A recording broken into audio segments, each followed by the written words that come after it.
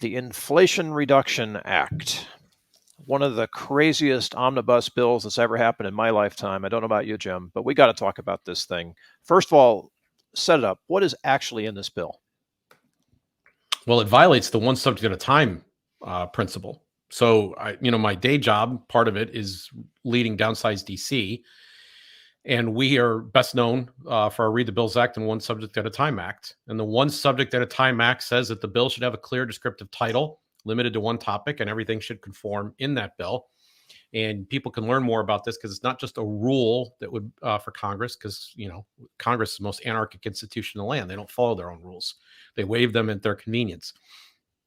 But this is actually a law with teeth that would restrict Congress's ability to cluster unrelated things together. And they included some environmental provisions in here.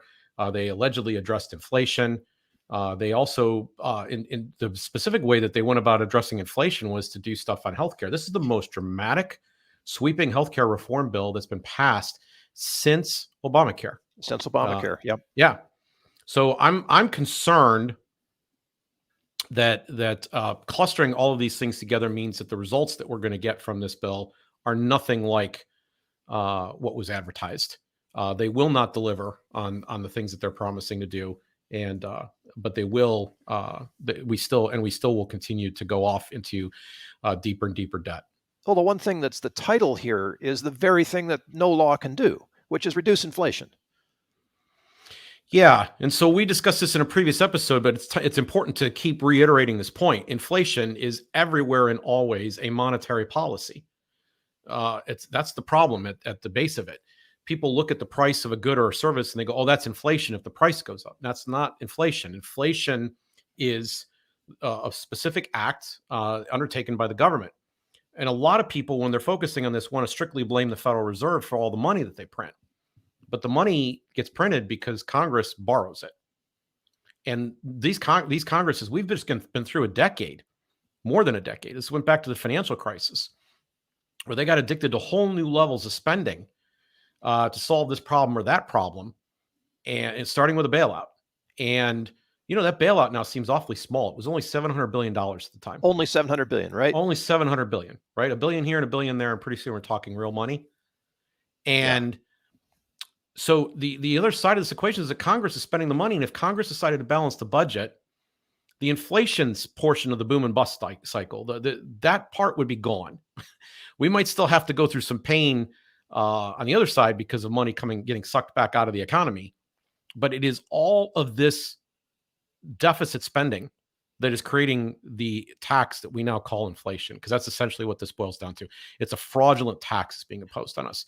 And I want people to understand something about this alleged deficit reduction. So if you were to go to a Weight Watchers meeting, Michael Cloud used to gave me this analogy, 20 years ago. If you were to go to a Weight Watchers meeting, you don't go in saying, well, I expected this week to gain 4 pounds.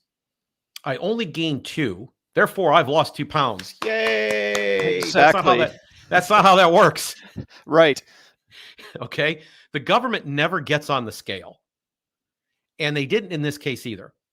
And the technique that they use, that's called baseline budgeting. That's how they do things. They say, we're going to spend this much more in the future. So what they have actually said in this case is even worse. They have said a future Congress, which is not us, and a future president, which is not me, is going to spend less than what we're projecting they're going to spend today. So we project they're going to gain 20 pounds. And but this is a future group. They're only going to gain 18 by then. And in fact, the specifics in this particular case is the big savings in this shows up 5 years in, and it's 50 billion less in spending per year from there forward. So this 300 billion that they're talking about, this doesn't happen until year 5. This is not, it's only a little bit it's only 50 billion per year on average. And it's not actual cuts. It's a reduction in the projected increase of growth. And the Congress that will be making all these decisions, many of the people who will in that Congress are not yet even members of that Congress. Do you think they're not going to spend the money? Do you think they're going to abide by these rules? Do you think they're not going to choose to bust the budget even worse then? So this stuff isn't real. This idea that they're still going to have the whole way through $1 trillion deficits year after year after year for the entire 10-year period that they play this game in. With no accountability. No accountability. And, I want to do something to fix this situation, of course, but all I can do is to say, I allowed this to happen. I cast my vote, and these are the people that are doing this now. I'm kind of with George Carlin. If I didn't vote for these people, it's not my fault. If I didn't vote, it's not my fault, right? It's the people who voted for these people who are at fault. And I would like people to start to wake up and realize that they shouldn't vote for these people. But more importantly, you have more power. You would have more power as a citizen picking up the phone or going to your congressman's office and visiting them than you will as a voter. You're just one of thousands. And in the case of the president of the United States, tens of millions, right? You're just one person in that whole scheme. But very few people avail themselves of actually contacting their congressman and saying what they think. And there is power in that. If you write a letter, that's more power than voting. If you make a phone call, that's more powerful than writing a letter. And if you go in person and visit at their district office, that's more powerful than the phone call. And if you get on the plane and you live far enough away from Washington, D.C., and you go to their office there, that's still more powerful yet. And if you bring people with you to those last two meetings, that's still more powerful than that. And what we're doing over at Agenda Setters by Downsize DC is proposing there needs to be a stage at which we have waves and waves of agenda setters going in groups of 3, 5, and 6 at a time, right? Continuously. We call it this program the 300, right? And once we get to 300, we'll start sending those waves and we want to apply a lever to this, because the idea of fighting these little individual skirmishes about the way that they handle their budgeting hasn't worked. We would like to take away their power to combine so many things into one bill and make each idea stand for an up or down vote on its own merits. I completely agree with you on this, of course. I would love to see it in our lifetimes. And the method they're proposing actually works. And if anybody wants to find out about that, follow what's happening in your state with the movement to legalize psychedelics, particularly whole plant medicines. And you'll find small groups of very dedicated advocates doing exactly what it is that Jim just described. Mm-hmm. And it's working. There's a groundswell of support for that, as I think there would be a groundswell of support for good economic governance, if we can say it that way, provided that people become educated and understand it. And they can check out downsizedc.org as well. There you go. Yes, absolutely. Check out Downsize DC. You're going to get help for this. There's lots of it out there, and it's free. And it's open to you to use, and we know that it works. Yep. But armor up, because 87,000 IRS agents are coming for you. And the help wanted ad that just got pulled down says that they should be armed and ready to use deadly force. Right? Yes. If you're going to take this job, be prepared to use deadly force. You got to be fit enough to go chase these paper scofflaws and maybe even shoot and kill them. Yes, exactly. These 87, I just want to run through a piece of math, though, with you. There are 700 or 800 billionaires in the country. And they just hired 87,000 IRS agents. So do you really think they're coming after billionaires? Do you think there's going to be this just vast increase in the audits that billionaires go through? Or do you think they're coming for you? This is... I have talked for, almost 20 years now. This goes back to the early 2000s. I have talked about George H.W. Bush used to have 1,000 points of light. Do you remember his 1,000 points of light? Yeah. Okay. I had 1,000 points of default. That's where this was headed. Okay. And what I mean is that this was going to be kind of a slow motion train wreck when it happened. And it was not going to happen all at once necessarily. There were going to be pieces of things that crumble and fall apart. And one of the ones that I thought was going to happen was that they were going to start to clamor to squeeze. And I do mean to use the word squeeze. They're going to squeeze as hard as they possibly can to get and turn you upside down and shake every dollar out of you. What dollar are you hiding from our apparatus? You need to turn it all over and then some. And we're going to make your life very painful so you relent and comply, because they're desperate. They're absolutely desperate for dollars. So Social Security is projected over the next 10 years to have like a $2.4 trillion debt increase. Medicare, I don't remember the exact number, but it's like in the $600 billion range that its debt is going to increase. They're not going to have the ability to meet these obligations long term. Things are going to crumble piece by piece, 1,000 points of default. And one of the earliest ones, you can see it's happening because they're squeezing so hard. They're not hiring 87,000 IRS agents because they're just trying to tax billionaires a little better. And they're just trying to make sure that they fill out their forms correctly. That's not what's going on here. And when they advertise that they're willing to, they want people who are vicious enough that they're willing to kill, that means they want really, really hard-assed agents. This is not an accident. This is a very dangerous, bad thing. And the solution to it is the same solution to the inflation problem. Reduce the spending. And I mean in the Weight Watchers sense. Get on the scale. Let's reduce the size of the government. Okay? Yes, some things will go. Get rid of some things. There's almost nothing that cannot be cut in this thing. In fact, I would argue it can all be cut. But we can have those discussions. That's fine. I'm telling you, if they can't figure out how to cut something somewhere, real pain is going to be inflicted against real people. The unfortunate thing is the real people don't have the kind of money that the government has printed that got us into this place in the first place. They simply cannot get that money from the average taxpayer. It's not there. No, but they're going to try. They're going to try. They're going to try. I mean, that brings us to a place where we've got to negotiate the government get off your back fee, right? Whatever that is. And whatever amount that is what you need to cough up so they'll leave you alone. Right. This is not America. This is dystopian.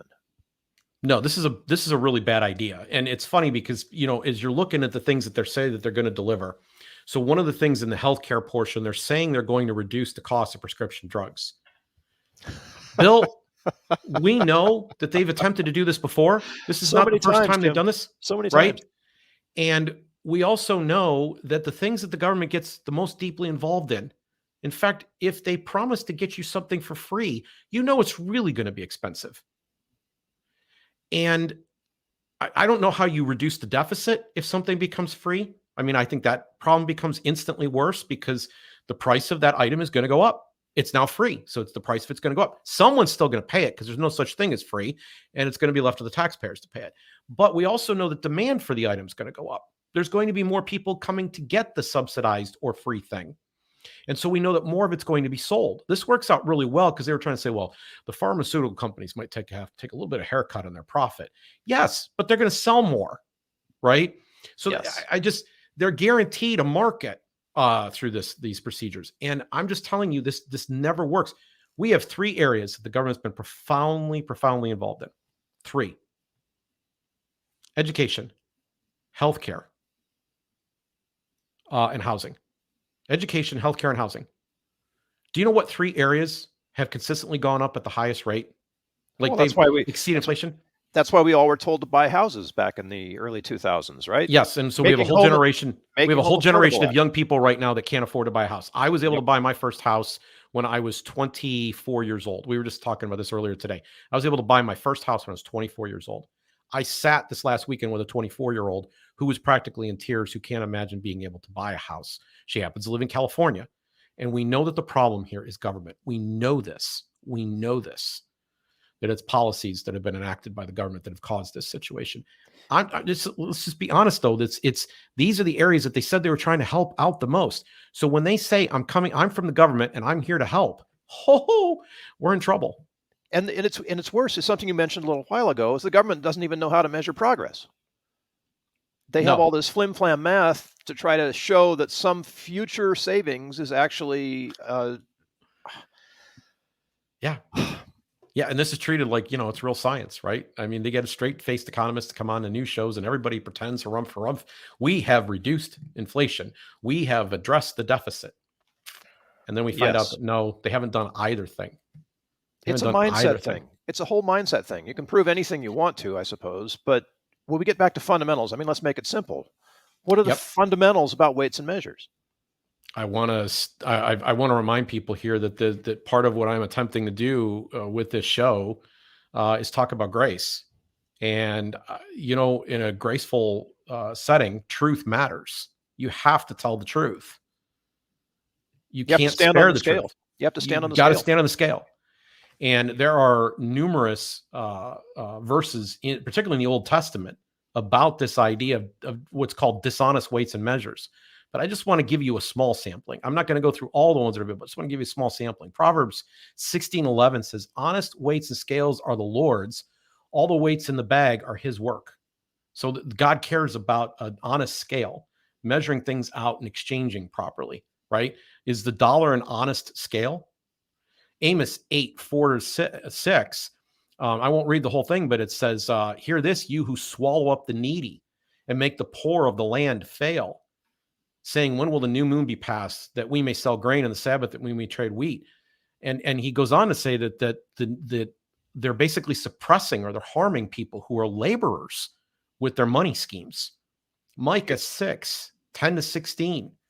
Are there yet the treasures of wickedness in the house of the wicked, and the short measure that is an abomination? Shall I count pure those with wicked scales, and with the bag of deceitful weights? For her rich men are full of violence. Her inhabitants have spoken lies, and their tongue is deceitful in their mouth. Turn on CNN and you find these people. Turn on CNBC and you find these people. And he begins to describe what's going to happen in their land, how hunger is going to come in, that there's going to be people who are going to beg to die. It's going to get so bad. And that these rulers are going to think they're going to get away with it, but it isn't going to work out. And that's the prophets speaking, and the book of Proverbs, a book of wisdom. But it's also in the Old Testament law. Dishonest weights and measures were an abomination. Long-standing. These problems are not brand new. They're not 2022 problems. They're historical man problems. You look around in the world, you can see any place where this has been tried, it fails. It's fails. not sustainable. It doesn't work out. Pretty soon they get onto you. It's interesting you say that, because we have just come through a period where there has been literally something called new monetary theory. This is like the real. You can go look this up on Google. I'm not making this up. Where they're basically arguing that what we've been doing for the last 10 years is always going to work. Like, we have found the elixir. We've got the alchemy. We've got the secret. We know now how to turn lead into gold. We've got it. Like, it's done. We are never going to have to account for this. And then we're going through what we're going through right now. Now, it'd be easy to think, and I do think this was a huge contributing factor, that COVID plays a large role in this. But they could not have kept us all locked down if they weren't passing out money. They could not have. They pulled off a number of schemes, and the amount of money that they gave us out of the money that they distributed was relatively small. Yeah, compared to the debt that they incurred for providing that money. And the same thing was true of the bailout in 2008. The same exact thing was true. That money went to the bank institutions, who by the end of 2009 and 2010, they were back in business, paying huge bonuses, these investment houses, because they didn't miss a beat. They got bailed out.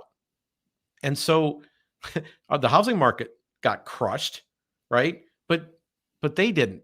And we keep seeing these crimes repeated. And the last time this happened, by the way, I have to point out, you got the Tea Party, which ends up becoming Donald Trump, and you've got the Occupy movement, which ends up becoming Bernie Sanders. Our parties are more radicalized. The divisions are deeper.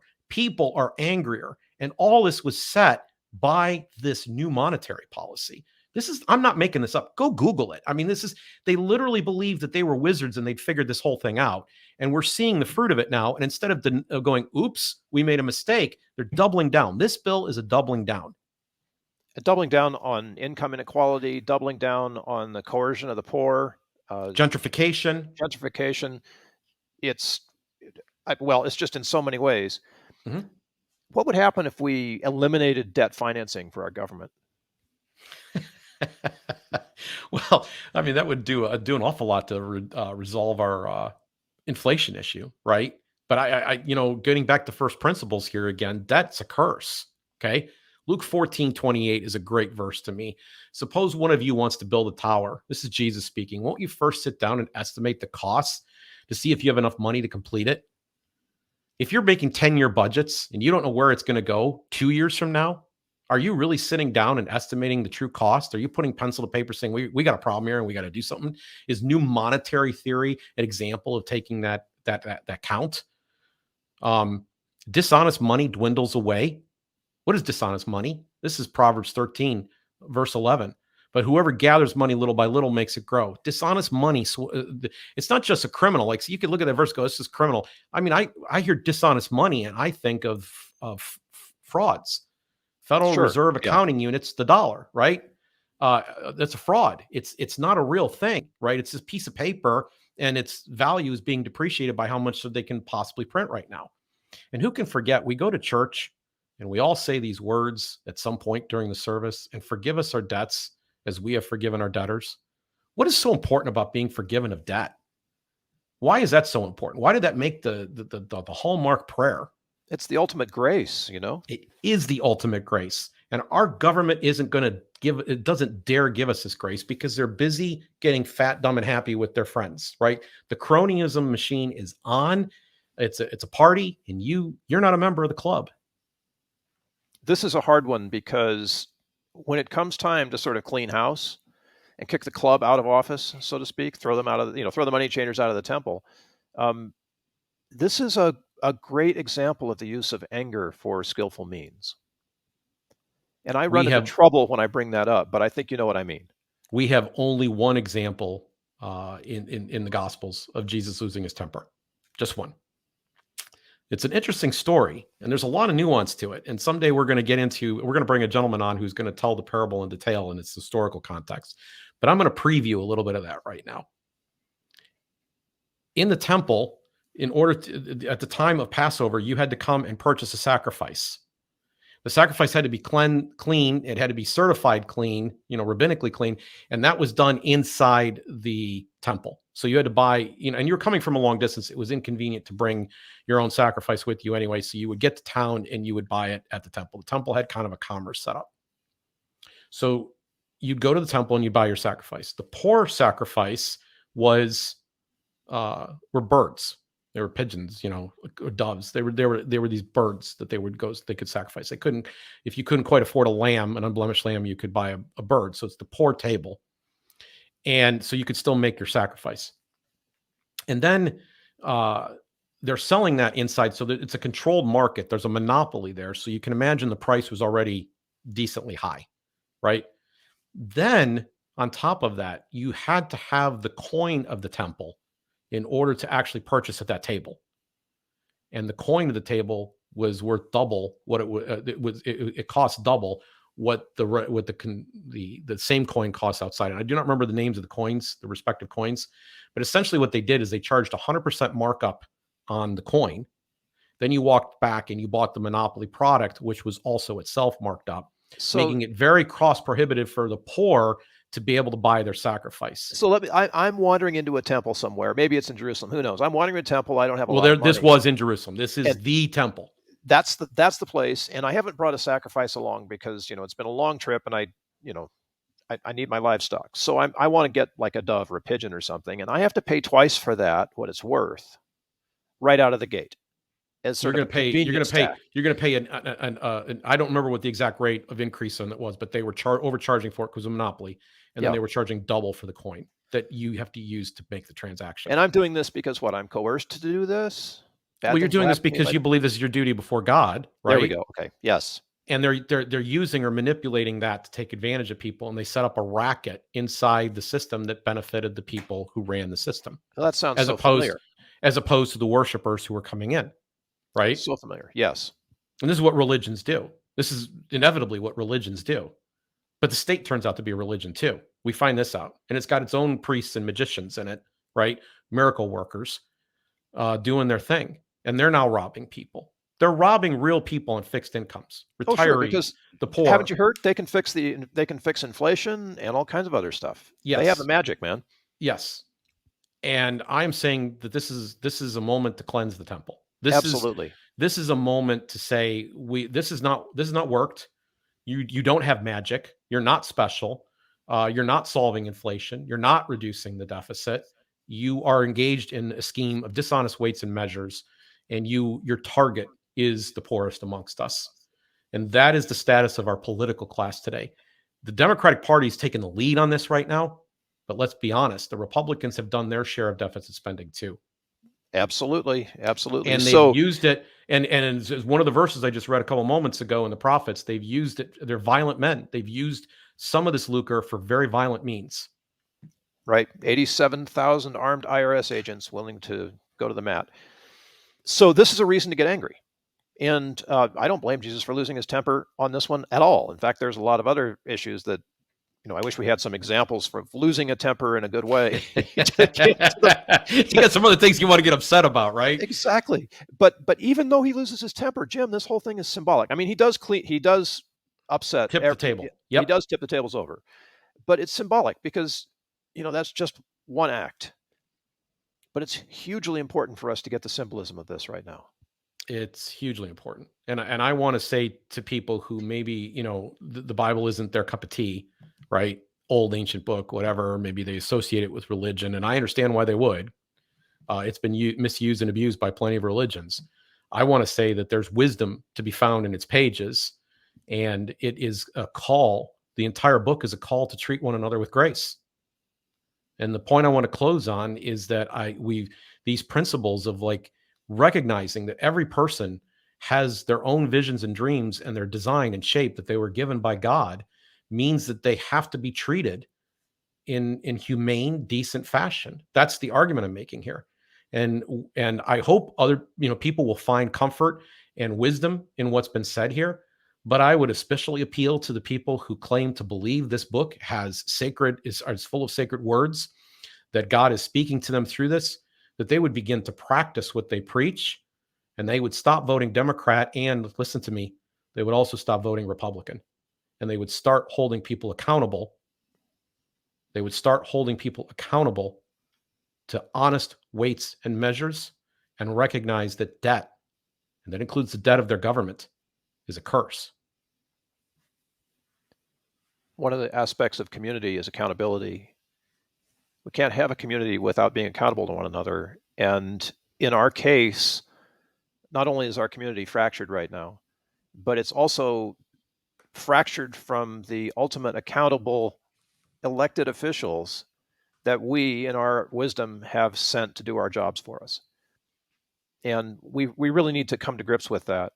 But we have to practice it privately first. We have to be accountable to each other before we can expect or demand accountability from those that we offer our trust and our solemn responsibility to execute the laws of the land. And that's tough. It's a big learning curve. And we may hear people talk about civil war. Maybe that's part of the learning curve. I don't know what it's going to take to get there, Jim, but I'm with you on this. We need to encourage people to think outside of the duopoly. Maybe to get back to the basic principles of what it means to be in relationship, what it means to be in family, what it means to be in community. And with that as a platform, practice grace. Yep. It isn't really that hard, but it does require us to do it consistently. Mm-hmm. And that is difficult in our ADHD era. Consistent grace. Thank you all for being here, for listening. Thank you, Jim, for your wisdom and sharing it boldly on this topic. This is not going to go away, people. We have a long road to go here. Jim and I are going to be here supporting, encouraging, maybe egging you on, maybe being a little persistent where you wish we wouldn't. But it's okay. We love you. Yep. And we're going to stay with it. Yep. Be graceful to each other. AHO.